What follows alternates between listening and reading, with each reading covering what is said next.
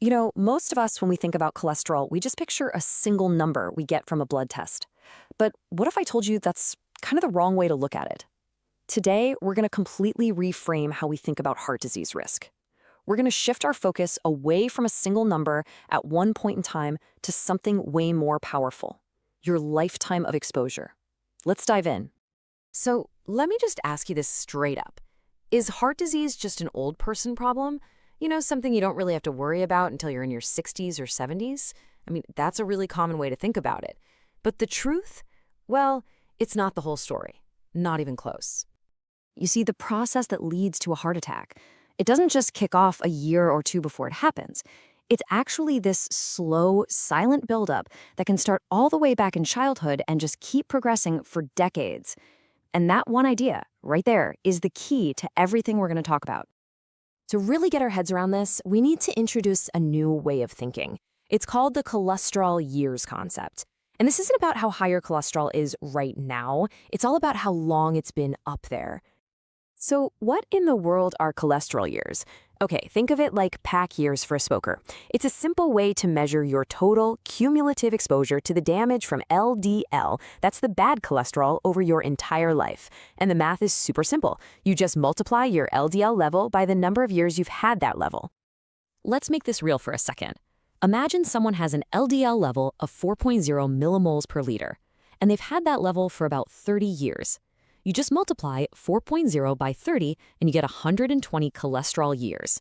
It's that number, that cumulative total, that gives us a much, much clearer picture of your real long-term risk.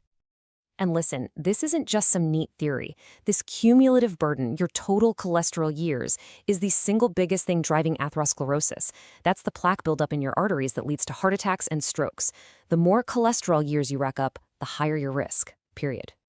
Okay, so how does this damage actually build up over a lifetime? Let's walk through it, decade by decade, because the scary part is this whole process is usually completely silent. You don't feel a thing. So here it is, the lifelong journey of plaque. And get this, it can start as early as childhood with these things called fatty streaks.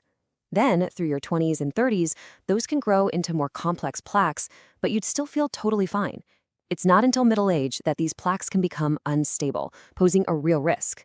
And it's usually only in older adulthood that this long, silent process finally leads to a heart attack or stroke.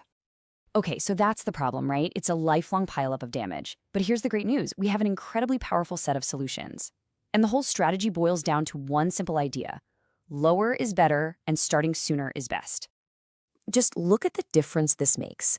By stepping in early to lower your LDL cholesterol, you can slash your lifetime risk of a heart attack or stroke by a staggering 50%.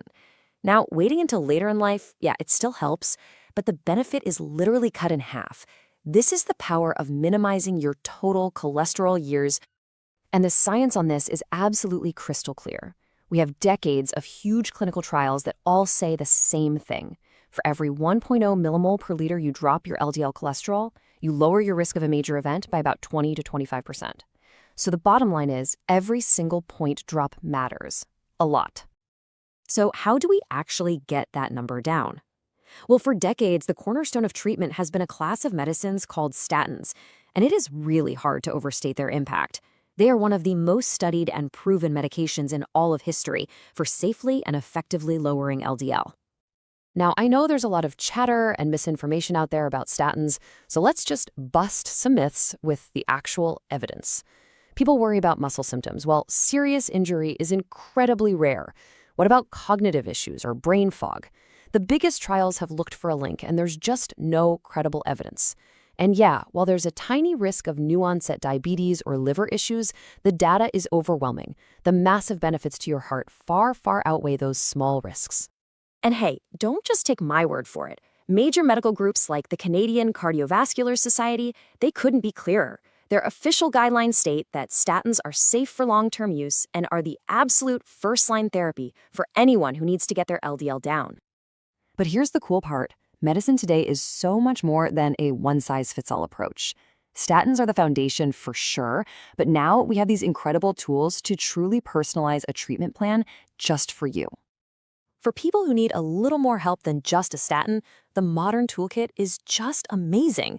We have pills that work in a totally different way, blocking cholesterol from even being absorbed. And then there are these powerful injectable medicines that can just supercharge your body's ability to clear out bad cholesterol.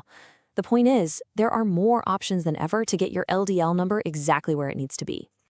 So with all these different options, how does a doctor figure out who needs what?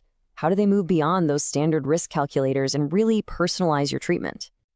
Well, one of the most powerful tools for this is something called a coronary artery calcium score, or a CAC score.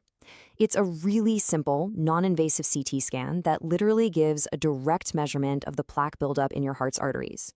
It's like a snapshot, a way to look inside and see the actual disease. A doctor can then use that score to stop guessing and tailor your therapy precisely to what your body really needs. You know, the real beauty of a CAC score is that it just ends the guessing game. It gives you and your doctor a direct picture of your personal plaque burden, which allows you to make a truly informed, shared decision about how aggressive you need to be.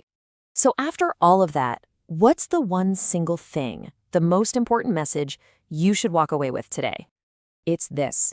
Every day of elevated LDL-C is another day of arterial damage. See, atherosclerosis isn't a single event, it's a process.